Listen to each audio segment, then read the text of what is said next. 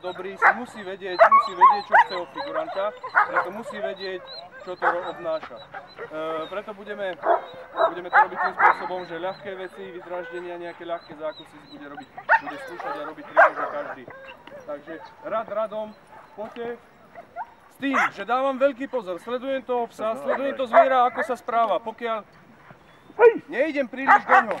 Keď vidím, že sa bojí, že je plachý alebo má nejaký problém, keď je pekne aktívny, môžem trošku na neho pritlačiť, zabučujem s tým bičom, zaviniem sa palicou, pobúcham po rukáve, prebehnem sa ďalej, dám mu vyhrať.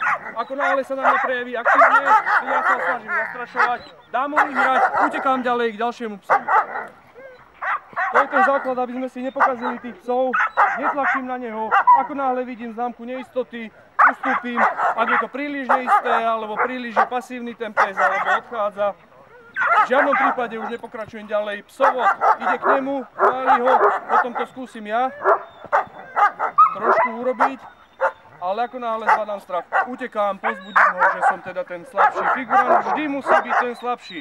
Pes musí sa stále cítiť psychicky aj fyzicky. To znamená, keď je v zákuse, nedávam mu znať, že ja som veľký frajer a neseknem mu po očoch.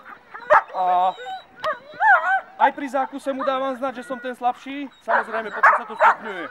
Ale zo začiatku hlavne. Takisto pri psychike, keď natláčam na toho psa. Kde je taký po ruke? Ukážeme si to.